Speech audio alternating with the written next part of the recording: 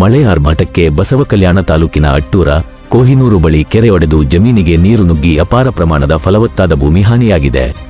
ಹಾನಿಗೊಳಗಾದ ಪ್ರದೇಶಕ್ಕೆ ಬೀದರ್ನ ನೂತನ ಸಂಸದ ಸಾಗರ ಖಂಡ್ರೆ ಅಧಿಕಾರಿಗಳೊಂದಿಗೆ ಭೇಟಿ ಹಾಗೂ ಪರಿಶೀಲನೆ ಮಾಡಿದರು. ಬಸವಕಲ್ಯಾಣ ತಾಲೂಕಿನ ಅಟ್ಟೂರ ಕೋಹಿನೂರು ಬೋಸಗ ಮಧ್ಯೆ ಸಂಪರ್ಕ ಕಲ್ಪಿಸುವ ರಸ್ತೆಯ ಪಕ್ಕದಲ್ಲಿರುವ ಕೆರೆ ಒಡೆದು 100 ಎಕರೆ ಜಮೀನಿಗೆ ನುಗ್ಗಿದ ನೀರು ಅಪಾರ ಪ್ರಮಾಣದ ಫಲವತ್ತಾದ ಮಣ್ಣು ಕೊಚ್ಚಿಕೊಂಡು ಹೋಗಿ ಫಲವತ್ತಾದ ಭೂಮಿ ಬರಡು ಭೂಮಿಯಾಗಿದೆ. ಬೀದರ ಜಿಲ್ಲೆಯ ಬಸವಕಲ್ಯಾಣ ತಾಲೂಕಿನ ಅಟ್ಟೂರು ಗ್ರಾಮದಲ್ಲಿ ಸಣ್ಣ ನೀರಾವರಿ ಇಲಾಖೆಗೆ ಸೇರಿದ ಕೆರೆ ಒಡೆದ ಹಿನ್ನೆಲೆ ಸುತ್ತಮುತ್ತಲಿನ 100 ಎಕರೆ ಫಲವತ್ತಾದ ಜಮೀನಿಗೆ ನೀರು ನುಗ್ಗಿ ರೈತರು ಸಂಕಷ್ಟಕ್ಕೆ ಸಿಲುಕಿದ್ದಾರೆ. ನೂತನ ಸಂಸದ ಸಾಗರ ಖಂಡ್ರೆ ಮಾತನಾಡಿ, ಕೆರೆ ಒಡೆದು ಸುತ್ತಮುತ್ತಲಿನ ರೈತರ ಜಮೀನಿಗೆ ನೀರು ನುಗ್ಗಿ ರೈತರ ಪಂಪ್ ಸೆಟ್ ಸಹ ನೀರಲ್ಲಿ ಕೊಚ್ಚಿ ಹೋಗಿ ರೈತರಿಗೆ ನಷ್ಟ ಅನುಭವಿಸುತ್ತಿದ್ದಾರೆ. ಎನ್ಡಿಆರ್ಎಫ್ ಅಡಿಯಲ್ಲಿ ರೈತರಿಗೆ ಪ್ರತಿ ಎಕರೆಗೆ 37,500 ಪರಿಹಾರ ನೀಡಲಾಗುತ್ತದೆ. ತಕ್ಷಣ ವರದಿಯನ್ನು ಸರ್ಕಾರಕ್ಕೆ ಸಲ್ಲಿಸಲು ಅಧಿಕಾರಿಗಳಿಗೆ ಸೂಚನೆ ನೀಡಿದ್ದಾರೆ. ಸಂಸದ ಸಾಗರ ಖಂಡ್ರೆ ಹಾಗೂ ಅಧಿಕಾರಿಗಳ ಮುಂದೆ ರೈತರಿಗೆ ಕೂಡಲೇ ಪರಿಹಾರ ಒದಗಿಸಿಕೊಡುವಂತೆ ಮನವಿ ಮಾಡಿದರು. JB news Basavakalyan.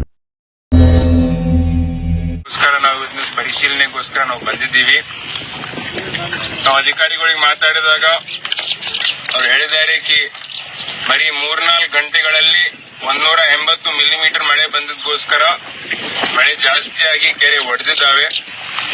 ಕೆರೆ ಸಾಕಷ್ಟು ರೈತರ ಹೊಲಗಳು ಹಾಳಾಗಿದ್ದಾವೆ.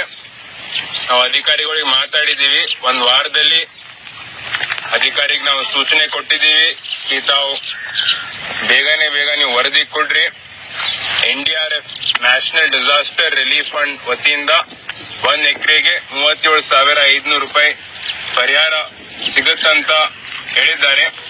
ಅದಕ್ಕೆ ಎಷ್ಟಾಯ್ತು ಅಷ್ಟು ಬೇಗ ರೈತರಿಗೆ ನಾನು ಭರವಸೆ ಕೊಡ್ತೀನಿ.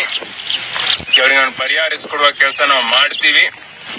ಮತ್ತೆ ಯಾವುದೇ ರೈತರಿಗೆ ಅನ್ಸ್ತು ನಮ್ಗೆ ಅನ್ಯಾಯ ಆಗ್ತಾ ಇದೆ, ನಮ್ಮ ಹೊಲ ಅವ್ರು ಸರ್ವೆ ಮಾಡ್ತಾ ಇರುವಾಗ ಕರೆಕ್ಟ್ ಆಗಿ ಮಾಡಿಲ್ಲ, ನಮ್ದು ಹೊಲ ಹಾಳಾಗಿದೆ ಅಂತಂದ್ರೆ ನಮ್ಗೆ ಬಂದು ಭೇಟಿ ಮಾಡಬಹುದು. ನ್ಯಾಯಪರವಾಗಿ ನಮಗೋಸ್ಕರ ನಾವು ಕೆಲಸ ಮಾಡಿ ನಮ್ಗೆ ಪರಿಹರಿಸಿಕೊಡುವ ನಾವು ಕೆಲಸ ಮಾಡ್ತೀವಿ ಅಂತ ನಾನು ಹೇಳಿದೆ.